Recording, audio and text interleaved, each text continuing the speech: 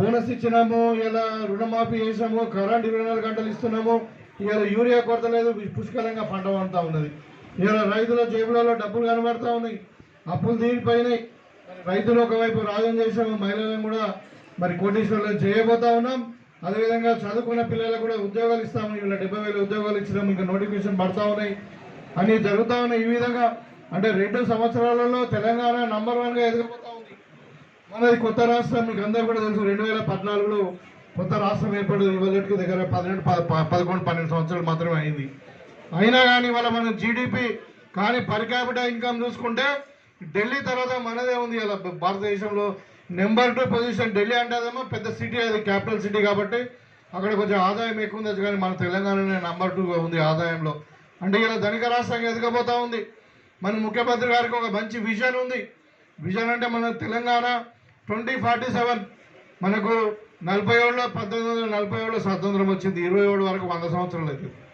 మరి ఇలా ఇంకా 47వ సంవత్సరం వరకు మనకు విజన్తో రైజింగ్ తెలంగాణ పేరు మీద నంబర్ 1గా స్టేట్ రాష్ట్రాన్ని మరి మొత్తం భారతదేశంలో నంబర్ 1 రాష్ట్రంగా తీర్చిదిద్దాలనే ఉద్దేశంతో మనకి ఇవాళ గ్లోబల్ సమ్మిట్ జరిగింది. మన హైదరాబాద్లో మీరు చూసిరు. దగ్గర 7 లక్షల కోట్ల రూపాయలు పెట్టుబడులు. మాట మీద కట్టుబడి ఉండాలని చెప్పి ప్రతి అంశం మీద మరి పైసా పోగు చేసి ఇవాళ అన్ని కార్యక్రమాలను ప్రభుత్వం చేసుకుంటూ పోతా ఉంది. 6 గ్యారంటీలలో ఒక పెన్షన్ తప్పితే మిగతా అన్ని కూడా మేము ఆర్గనైజ్ చేస్తా ఉన్నాం. అన్ని కూడా మనం ఇలా అందుతా ఉన్నాయి ప్రజలకు. ఆ పెన్షన్ స్కీమ్ కూడా మనం ముఖ్యమంత్రి గారు చెప్పారు. ఇలా ఏప్రిల్ తర్వాత, ఈ మార్చి బడ్జెట్ తర్వాత పెన్షన్ కూడా తప్పకుండా అందరికి ఇస్తామని చెప్పారు. ఇవాళ ఆర్టీసీ బస్సు ఉచిత ప్రయాణమే కావచ్చు, 200 యూనిట్ల కరెంటే కావచ్చు, మరి రైతులకు బోనస్ ఇవ్వడం కానీ, అదేవిధంగా రైతులకు రుణమాఫీ, మరి మహిళలకు వడ్డీ లేని చాలా రుణాలు, అదేవిధంగా ఇలా మనకు ఇందిరమ్మ ఇండ్లు, సన్న బియ్యము, రేషన్ కార్డులు, ఇవన్నీ కూడా మనం ఎజెండాలో చెప్పినాం.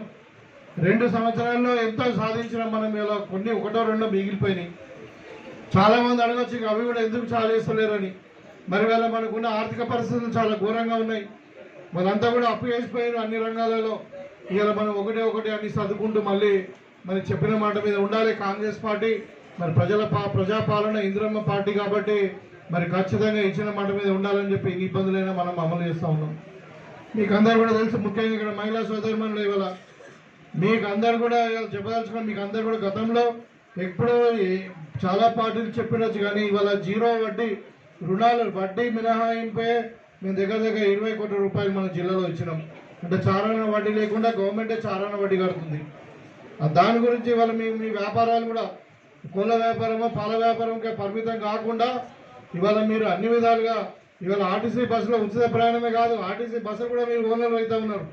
చాలా గ్రామాలలో, చాలా సొసైటీలలో వీళ్ళందరూ కూడా మీరు మహిళా సొసైటీ పేరు మీద బస్సులను కొనుక్కొని ఆర్టీసీకి అద్దెకిస్తే మరి 70,000 రూపాయల కిరాయి కూడా వస్తూ ఉంది. ఇప్పుడు దగ్గర 1,500 బస్సులు మన రాష్ట్రంలో మహిళలకు ఇచ్చింది.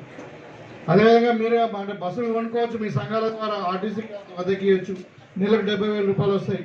పెట్రోల్ బంకులు పెట్టుకోవచ్చు, సోలార్ ఎనర్జీ అంటే సౌర విద్యుత్ కేంద్రాలు పెట్టుకోవచ్చు, గిడ్డంగులు కట్టుకోవచ్చు. అట్లా రకరకాల ఏదైనా వ్యాపారం చేసుకోవచ్చు. మీరు అందరు కూడా సిండికేట్ అయిపోయి మీకు చాలా మితి లేకుండా మరి మొత్తం 1,00,000 కోట్లు అప్పు తీసుకొని బ్యాంకు దగ్గర మీకు 1 కోటి మంది మహిళలను కోటీశ్వరులను చేయాలనే ఆలోచన. మన తెలంగాణ డెవలప్ అవుతుంది, దాని ద్వారా మన పిల్లలకు ఉద్యోగాలు వస్తాయి. ఇవాళ మనకు ఐటీ కానీ, ఫార్మా కానీ, మరి ఏరోస్పేస్ కానీ చాలా రంగాలలో మనం నంబర్ 1 ఉన్నాం. ఆయనకు ఒక విజన్ ఉంది. ఇవాళ మూసీ రివర్ను మంచిగా చేద్దామని ఉన్నది, మెట్రో రైలు ఎక్స్పాండ్ చేద్దామని ఉంది, అదేవిధంగా RRR, ఇవన్నీ కూడా అంటే మనం గ్లోబల్ సిటీగా హైదరాబాద్ ఎదగాల అన్నది, మనకు హైదరాబాద్ అన్నది గుండెకాయ కాబట్టి ఈ విధంగా చేస్తూ ఉన్నారు. ఇవన్నీ కార్యక్రమాలు చేస్తూ ఉంటే ఒకవైపు టీఆర్ఎస్ వాళ్ళు గత 10 సంవత్సరాలు మరి పరిపాలన చేసి తెలంగాణను మొత్తం అప్లపాలు చేసి ఇవాళ 3 డ్రామాలు ఆడుతూ ఉన్న. కవిత ఒక డ్రామా ఆడుతుంది, మీరు చూసిరు కదా, మన టీవీలలో ఏడుస్తున్నది.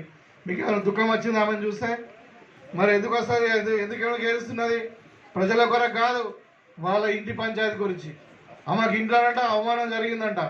మరి తెలంగాణ ఉద్యమాలకు మాకు అందరికి, ఇప్పుడు నేను తెలంగాణ ఉద్యమాన్ని కాదా, మీకు తెలియదా? 2001 నుండి మేము తెలంగాణ ఉద్యమాలు ఉన్నాం కదా, మాకు అవమానం జరిగింది. అప్పుడు ఏడ్చిందా? మరి అప్పుడు కిలకిల నవ్వీరు.